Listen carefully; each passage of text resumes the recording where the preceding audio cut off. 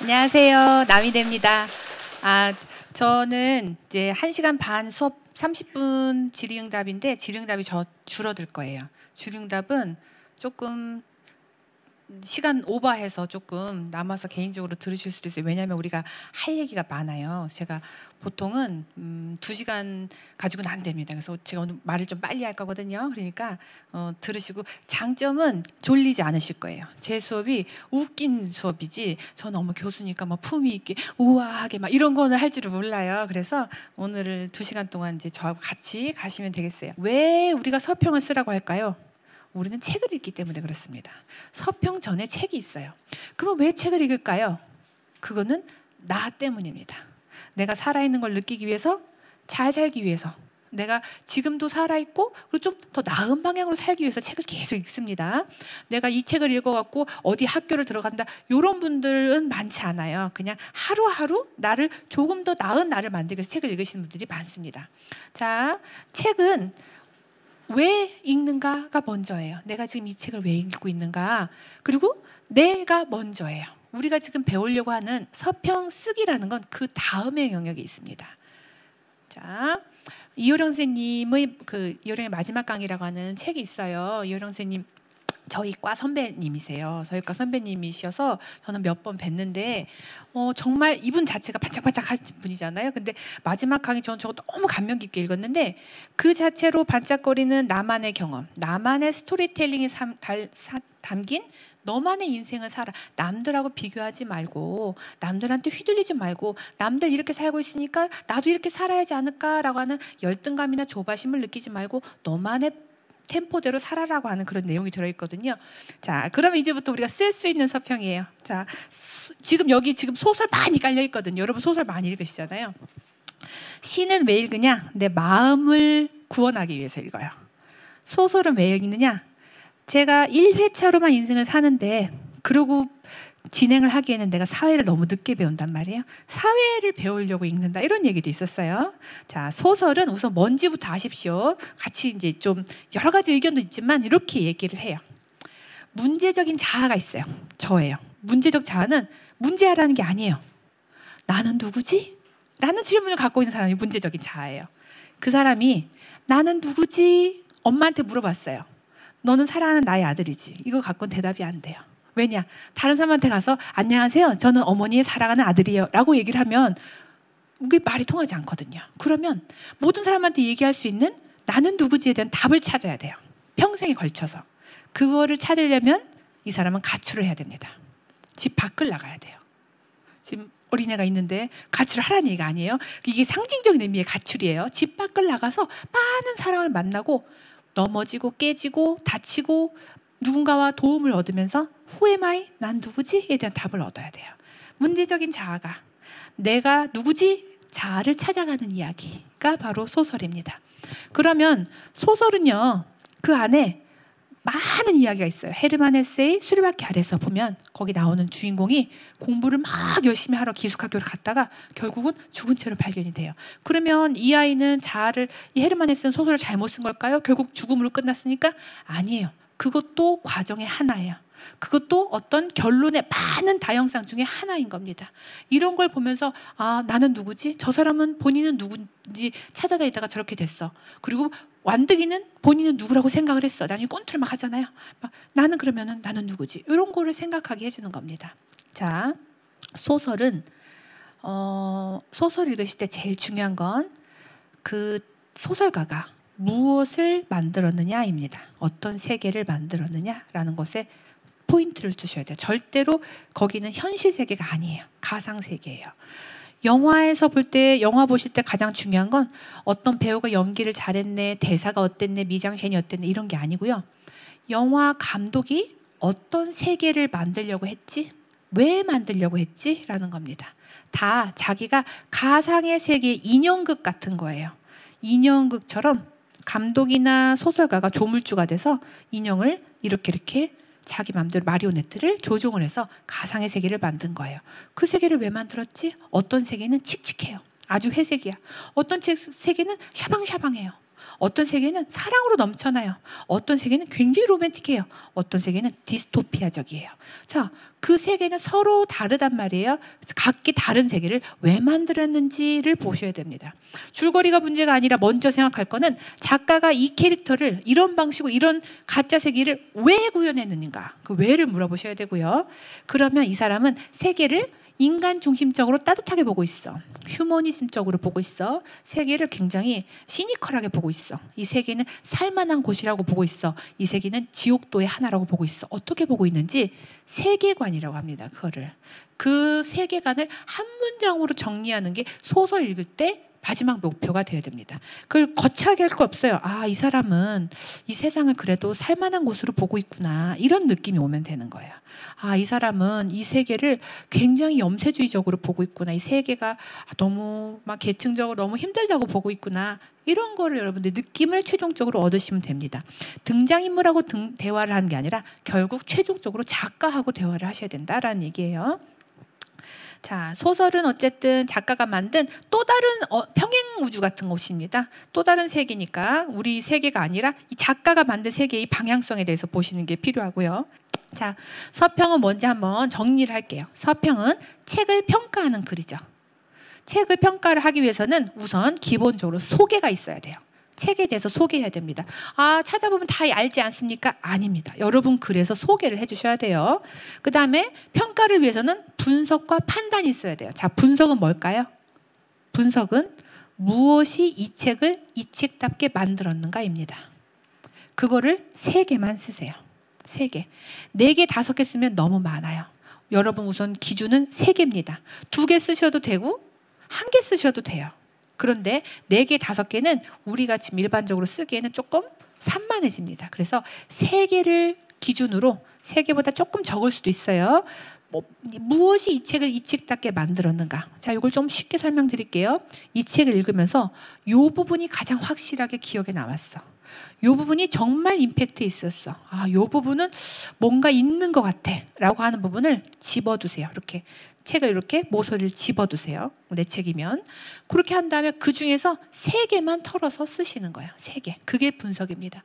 분석을 모든 요소를 다 나눠서 정확하게 보고 그 중에서 정밀하게 뽑아낸다. 이러다 보면 서평 못 씁니다. 읽으면서 내 마음에 남았던 거, 내가 제일 중요했다고 생각하는 거, 내가 제일 이런 건 그렇네 했던 거, 이런 부분을 가지고 거리를 삼아서 3가지 내용을 고르세요.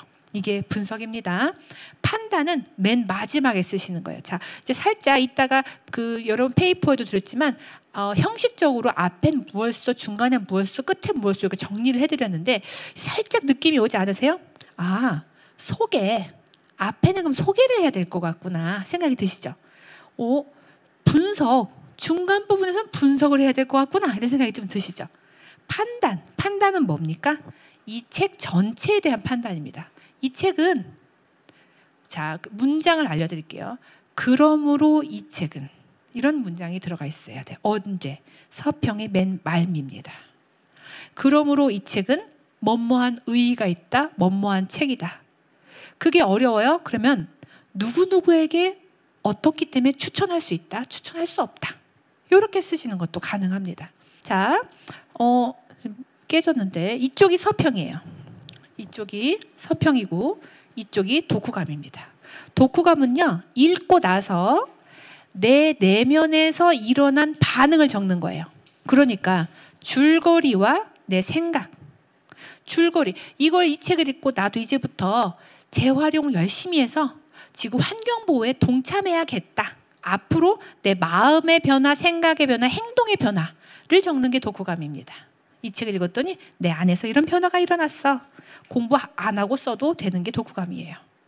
책하고 내 내면의 대화를 쓰는 겁니다. 서평은 아니에요.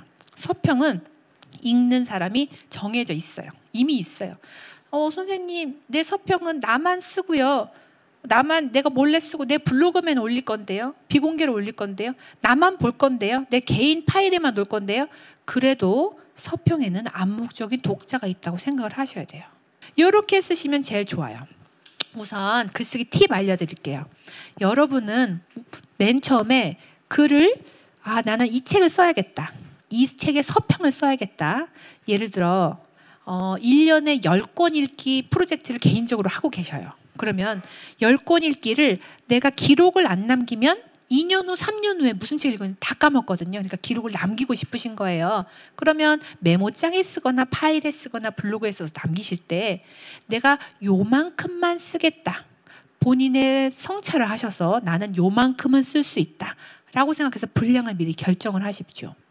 여러분 어디에 쓰시는지 모르겠지만 한글 기준으로 생각을 해볼게요. 한글 프로그램 기준으로 한글 프로그램 딱 키면 10포인트 글자 크기가 나와요. 줄 간격은 160이거든요. 거기에 200자 원고지가 8장 들어갑니다. 처음부터 끝까지 다 채우면 200자 원고지 8장 들어가요. 1500자에서 1600자 들어갑니다. 이거를 초반에 처음에 한 줄 다 채운다. 사서 선생님들 조금 힘들어하세요.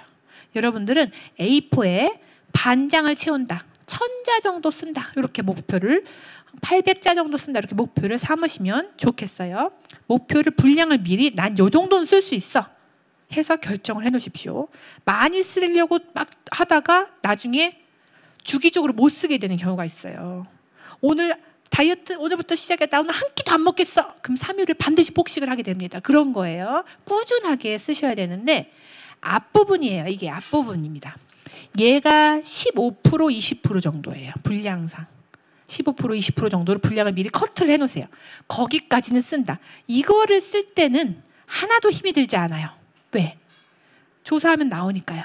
작가, 작품, 어느 나라 누가 몇 년대에 나온 책이야.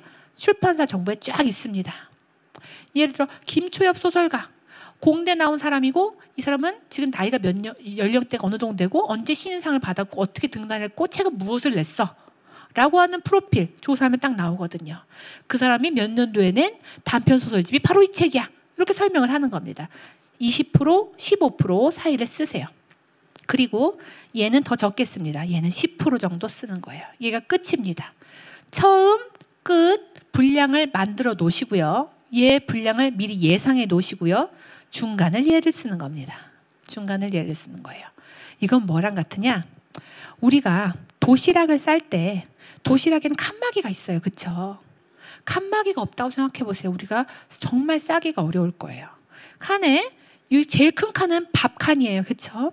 그 다음 칸 중에서 두 번째로 큰 칸은 메인 반찬 칸이에요. 그렇죠? 나머지 칸에는 김치하고 멸치볶음 넣을 거예요. 이렇게 정해져 있으면 거기에 맞춰서 생각하고 준비하고 넣으면 됩니다. 마찬가지예요. 지금 여기가 밥 칸이에요. 밥 칸. 제일 큰 하얀 밥을 줘서 여기를 꽉 채우자.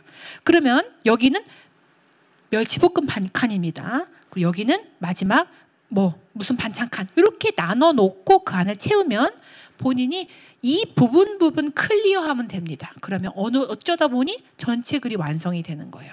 그런 분량을 조금씩 늘려갈 수 있어요. A4 한 장 꽉 채워보자. 한 장 꽉 채우면 이게 1500자라고 했어. 계산하세요. 1500에 20% 앞부분 요 정도는 써야 되는구나. 왜 그러느냐? 이렇게 놓고 보면 전체적으로 나중에 결과물을 보면 비레미가 나와요. 비레미가 예쁘게 나옵니다. 앞부분은 요 정도, 중간 부분, 앞부분 이만큼 쓰면 어떻게 될까요?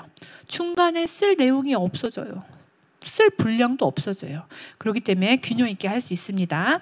자, 서평을 쓸 때는 줄거리나 주요 내용을 요약하는 게 중간에 시작이라는 걸 누구나 알고 있습니다. 줄거리 요약. 팁입니다. 줄거리 요약은 절대로 길게 쓰지 않으시는 거예요. 저희가 아이들한테 책을 내요. 서평 써와 책 줍니다. 과제를 줘요. 이 아이가 이 책을 정말 읽고 썼을까요? 우린 항상 의심합니다. 이 아이가 정말 이 영화를 보고 왔을까요? 아니면 블로그 3개를 보고 뚝딱 썼을까요? 우린 항상 의심합니다. 자, 그러면 어디를 보면 되느냐? 줄거리 요약을 보면 돼요. 어떤 애는 출판사 줄거리 요약 그래서 주인공은 점점점 이렇게 나와요. 그대로 갖고 와요. 얘는 안 읽은 거예요. 줄거리 요약을 짧게 굵직하게 임팩트 있게 썼어. 그럼 걔가 읽은 거예요. 줄거리 요약을 길게 썼어. 읽긴 읽었는데 장악을 못한 거예요. 뭐가 중요한지를 모르는 거예요. 이해 가십니까? 짧고 굵게 했다. 이게 제일 잘 읽은 거예요. 자, 줄거리부터 이 소설의 주인공은 어디서부터 어떤 일을 시작했어? 자, 이 책의 내용은 이런 식으로 줄거리 요약이 나오면 중간의 시작이다. 이제부터 본론의 시작이구나 라는 것을 압니다. 사람들이 아니까 쓰실 때도 그렇게 쓰시는 게 좋고요. 발췌는 뭐냐면 인용입니다. 여러분 인용이 정말 좋아요. 직접 인용. 블로그에서는 사진을 찍죠. 사진을 찍어서 블로그에 올리죠. 저작권협회에서 싫어합니다. 자, 이렇게 사진을 찍는데 사진을 찍는 걸 글에서는 어떻게 하느냐? 사진을 찍어서 내가 보시고요. 저는 책 지금 왔을 때 저 여기서 막 사진 찍었거든요. 책 리스트를 막 보려고. 책 읽을 때도 저는 사진 찍어요. 왜냐? 지하철에서도 봅니다. 정말 중요했던 구절 외우려고 막 보기도 하고요. 30장을 찍었어요. 10장 지우세요. 20장 남았죠? 10장 또 지우세요. 마지막 후보 3개만 남깁니다. 걔가 엑기스예요. 너무 많으면 내 게 아니에요. 그 중에서 3장만 남기는 거예요. 제일 중요했던 페이지를. 자, 그 중에서 한두 구절, 한두 문장을 직접 인용을 하시는 거예요. 고르고 골라서 가장 중요한 한 문장을 고르시는 거예요. 한 문단을 고르시는 거예요. 그걸 쓰시고, 자, 이 내용이 바로 이어령 선생님이 죽음은 이런 거야 라고 설명을 했는데 그 구절을 제가 인용을 해놨어요. 이 책에서 제일 임팩트 있는 구절이야. 이 구절이 무슨 의미를 갖고 있어? 라고 쓰는 거예요. 이게 제일 중요한 겁니다. 내 지성을 한 움큼 성장시키는 거예요. 이효령 선생님은 이렇게 얘기를 했어. 그렇게 말씀하셨대. 전하는 건 그냥 전하기만 하는 거예요. 그걸 읽고 나서 아, 이 말은 이런 뜻이야 라고 내가 해석하는 거. 이게 굉장히 어렵습니다.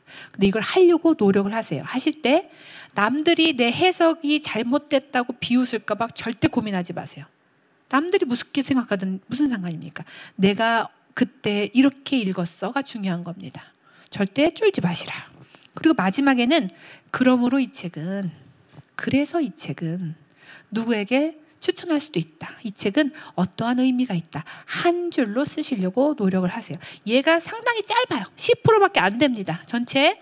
그래서 이 책은 어떤 책이라고 할 수 있어? 이 책은 현대사회에서 뭐뭐에 시달린 사람한테 추천할 수 있어. 이 책 읽고 나서 관심이 있다면 내가 읽었던 책 중에서 뭐가 좀 비슷한 책이 있어. 그 책을 읽기를 추천해 라고 하면 완벽하죠.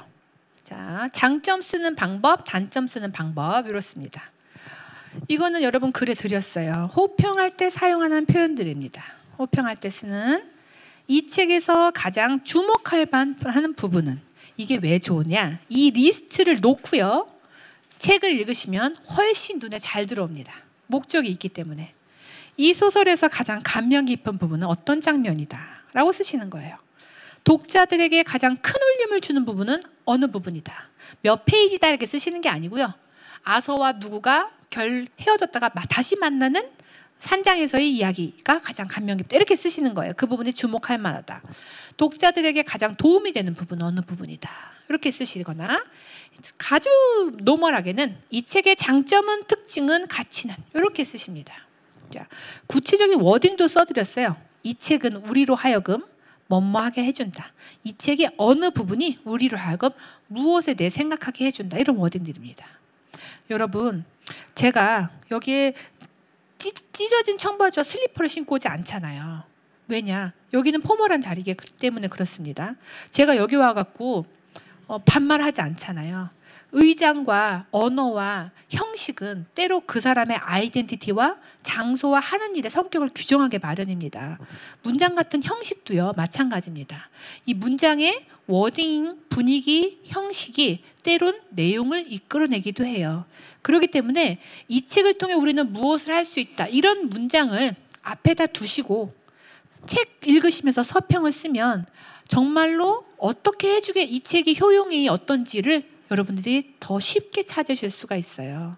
아, 이 책의 가장 주목할 만한 부분 이런 것을 포스트잇 써놓고 컴퓨터에 붙여놓은 다음에 책 읽으시면서 서평을 쓰시면 정말 주목할 만한 부분을 더 잘 나올 수가 있습니다. 때론 형식이 내용을 결정하기도 합니다. 이끌어내기도 합니다. 서평의 흔한 인트로를 적어드렸어요. 자, 보세요. 글을 쓸 때 뭐가 제일 중요하고 어렵냐? 첫 문장이 제일 중요하고 어려워요. 자, 우리가 누군가 처음 만난 사람을 만난다고 쳐요. 그러면 안녕하세요 라고 시작을 한다던가 오늘 날씨가 좋죠 라든지 오는 길에 힘들진 않으셨어요? 이렇게 물어보는 루틴한 몇 가지 인사말이 있잖아요. 마찬가지예요.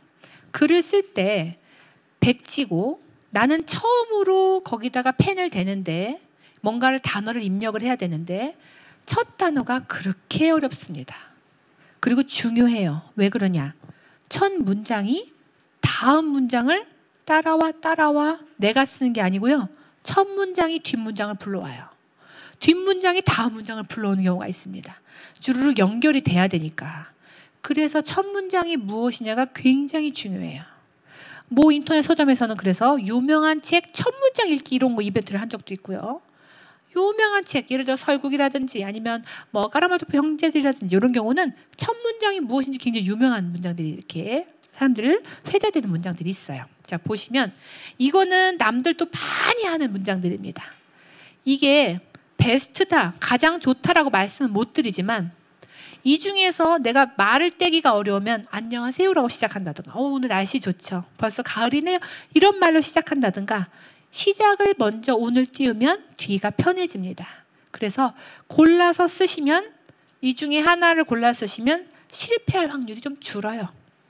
여러분들은 이 6개의 패턴을 갖고 계시고 나만의 패턴을 하나 둘 더 추가를 하시면 되는 거예요. 패턴을 많이 갖고 있는 게 글쓰기 스킬이 더 레벨 업 되는 겁니다. 유명한 글귀나 단어로 시작하는 어떤 말이 있다. 많이 쓰는 말 중에 사자성어 중에 뭐 이런 말이 있다. 이건 무슨 뜻이다. 이렇게 시작하는 경우 있고요. 얼마 전 이런 일이 있었다로 시작하는 거 많이들 씁니다. 또 하나 현상이나 어떤 트렌드를 제시를 하면서 쓰는 거예요. 첫 번째랑 상당히 유사한 경우예요. 사람들은 현대인들은 뭐 불안에 시달리며 산다라든지 우리 현대는 뭐 자본을 아주 중요한 가치로 여긴다라든지 일반적으로 모두 다 인식하고 있는 어떤 보편적인 이야기로 운을 떼는 경우도 있습니다. 책에 등장하는 개념이나 단어를 저는 서평이라면 5번째, 6번째를 추천해요. 자, 이 책은 보세요. 어떤 영화든 어떤 소설이든 이미 알고 있는 어떤 개념을 자기만의 관점으로 재해석해서 제시하는 거예요. 이해가십니까? 노트북이란 영화가 있어요. 어바웃 타임이란 영화가 있어요. 이게 로맨스 영화들인데 예를 들어 어바웃 타임은 뭡니까? 사랑은 사전으로 이렇게 정의가 돼요. 근데 감독은 사랑을 자기 영화 안에서 자기만의 방식으로 재정의를 하는 거예요. 기존에 있는 어떤 개념, 이상, 생각, 의미를 자기만의 방식으로 재정의하는 게 책이에요. 그렇기 때문에 예를 들어 A라는 단어가 있어. 이건 사전적인 의미로는 이런 의미야. 그런데 이 책에서는 새롭게 의미를 부여해서 자기만의 의미를 이렇게 주고 있어. 인간이란 무엇이라고 사전적으로 정의되는데 톨스토이는 인간은 어떤 존재야 라고 자기만의 방식으로 정의를 하는 거야. 그 정의를 보여주는 게 바로 이 소설이야. 이렇게 쓸 수 있는 겁니다. 서평을 제가 도서관에 계신 사선생님들하고 같이 수업을 하면요. 서평 쓰기의 가장 마지막 난관이 제목 쓰기입니다. 제목 쓰는 게 너무 어려워요. 제목을 쓰실 때는요. 가장 나중에 쓰세요. 미리 쓰셔서 미리 힘 빼지 마십시오. 여러분들이 다 쓰실 때까지 여러분이 뭘 쓸지 몰라요. 저도 그렇거든요. 내가 마지막 다 퇴고를 할 때까지 내용이 조금 바뀔 수도 있어요. 중간에 다른 내용이 추가될 수도 있어요. 그렇기 때문에 가장 나중에 쓰시는 게 현명한 겁니다. 핵심 키워드를 3개를 뽑으셔야 돼요. 여러분 글 쓰시고 내 글이 잘 썼나 안 썼나 체크하는 거는요. 제가 제 글을 읽었을 때 키워드 단어가 3개 나온다. 3개에서 5개 사이가 예쁘게 잘 나온다. 이러면 글 잘 쓴 거예요. 핵심 키워드가 10개다. 망한 거예요. 그거는 포인트가 없는 글이에요. 핵심 키워드가 하나도 안 보인다. 그걸 버려야 돼요. 내세우기가 좀 어려운 거예요. 아무 주제가 없는 거예요. 그렇기 때문에 핵심 키워드가 3개에서 5개 정도 동그라미를 치십시오. 그 중에서 2-3개를 제목에 올리는 거예요. 제목에는 꼭 들어가야 됩니다. 그리고 서평은요. 제목 쓰기가 어렵다 싶으면 문장형으로 쓰시는 게 좋아요. 문장형이 제목이 말랑하게 잘 나옵니다. 예를 들어 뭐 기계장치의 신은 가능할까? 뭐 이런 식으로 문장형으로 쓰실 수 있는데 하면 느낌표 생각나죠? 느낌표 달지 마세요. 물음표도 달지 않아요. 마침표도 달지 않습니다. 문장형으로 쓰시고 부호는 달지 않고 그냥 제목은 문장만 갖고 쓰시면 되겠어요. 한글이 작고 마침표 없으면 마침표 달으라고 막 이렇게 빨간 밑줄을 그어줄 텐데 그거를 쓰지 않습니다. 자, 예시입니다. 이거는 실제로 나온 서평들의 예시들을 뽑아온 거예요. 한번 보실까요? 맨 위에 학생 글입니다. 다 학생 글인데 고독, 시대, 잃어버린 이렇게 키워드가 나왔습니다. 그죠? 고독, 시대, 잃어버린 이런 것들이 자기한테는 중요했던 거예요. 그래서 김현수 여행할 권리의 서평 부제에 주목해 주세요. 부제는 이렇게 쓰거나 이렇게 쓰거나 이렇게 쓰는 것이 세 가지가 서평에 가장 많이 쓰는 패턴입니다. 부제를 저렇게 많이 써요. 제일 많이 쓰는 게 헤르타 뮬러의 순간애를 읽고 누구의 무엇을 읽고가 제일 많이 쓰이는 패턴입니다. 영화의 경우에는 무엇을 보고라고 써요. 책의 경우에 무엇을 보고라고 잘 안 씁니다. 무엇을 읽고라고 씁니다. 이렇게 부제가 밑에 붙습니다. 자, 공통분 뭐예요? 반드시 직접 읽고 쓰십시오 라는 거. 여러분 아마 직접 읽고 쓰실 분들이니까 여기 오신 것 같고요. 가능하면 반드시 직접 인용을 하십시오. 글을 생생하게 만들어주고 여러분들이 훨씬 쓰기도 편하게 만들어줍니다. 사전조사 없이 텍스트만 갖고 쓰지 마십시오. 저자에 대해서 특히 충분하게 알고서 접근을 하셔야 됩니다. 이렇게 되면 여러분 지식의 축적 속도도 빨라집니다. 저자 중심으로 이렇게 지식이 늘어나지 책 누적된 지식이 늘어나지 않거든요. 공부 방법이 좀 다 바뀌어야 돼요. 저자 중심이어야 돼요. 저자 중심. 아, 이 사람의 이런 책들, 이 사람의 이런 책들. 책들을 쌓아놓고 나중에 저자로 나누는 게 아닙니다. 먼저 쓴 사람을 중심으로 카테고리를 형성을 하셔야 되고요. 자, 내 인생은 내가 사는 겁니다. 내 책은 내가 판단을 하셔야 되는 거예요. 남들 판단이 아니라 나는 이렇게 읽었어. 남들이 아무리 극찬하고 베스트셀러야 스테디셀러야 그래도 나는 이렇게 판단해. 나의 말을 자꾸 하시려면 이게 인생을 산다거나 나중에 뭔가를 결정하실 때도 되게 도움이 돼요. 그리고 학교에서도 대학에서도 네 말로 네 생각을 꺼내. 이거를 꺼내게 만드는 게 굉장히 어렵거든요. 우리 교육에서도 이게 좀 필요한 일인데 내 판단이 단 한 줄이라도 있는지를 확인을 하셔야 됩니다. 네, 오늘 특강 잘 들었고요. 오늘 강의를 통해 글쓰기에 대한 어려움을 조금 덜어주신 남인희 교수님께 감사드리며 박수의 인사 부탁드릴게요. 네, 그리고 오늘 2시간 동안 글쓰기 강의 함께 수강해 주신 여러분 감사드립니다.